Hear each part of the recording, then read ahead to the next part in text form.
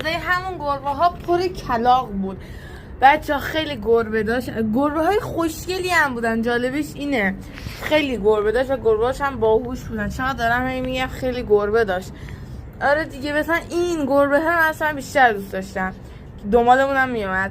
ببین چقدر گربه بود. داشت من اول فکرم این سگ اینقدر پشمالو بود. اهلی هم نبودن ولی اصلا بهشون نمیخورد کثیف باشن. این هم یه گربه مشکی و سبز و قهوه‌ای و توستی بود. هر صدا رنگ کرد دور زیاد معلوم نیست. کلا بچه خیلی پیشی های ناز و گوگولی و باهوشی داشت. یعنی اصلا نمیترسنم میره تو سمتشون. اینطوری نبودن که بری سمتشون فرار کنن. این داشت به هم پیاده، این داشت میدوید، نمیترسه، داشت میدوید. اینم که انگار نه انگار شبیه یونگی بود. آره دیگه بچه پر پیشی بود. یعنی انقدر پیشی زیاد بود. من مامانم گفتم میشه یه چیز بهشون بدیم ولی خب چیزی گیر نیاوردیم. یعنی داشتیم قدم میزدیم، غذا نداشتیم بهشون بدیم.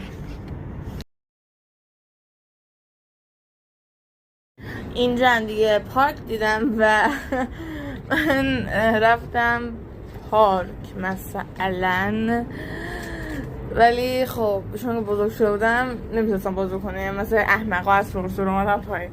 اینجا دیگه منتظر تاکسی بودیم، سوار تاکسی شدیم که رفتیم با خواهرم کافه. بعد تاکسی دو تا کیک رد ولوت و یه دونه آیس لته ماچو سفارش دادم. خواهرم یه دونه بلو رد اسکای فکر کنم سفارش داد که من چون که عاشق قهوه چوسی هم نمیام بچه اصلا کنارش قهوه گذاشته بود در ماچا و قهوه رو قاطی کردم و خیلی خوشمزه شد.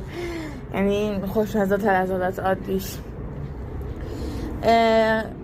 بلو رد اسکای هم خیلی خوشمزه بود. و بعد دیگه اینجا هم شام سفارش دادیم توی اتاق. شبتون بخیر. سیف دیگه خدا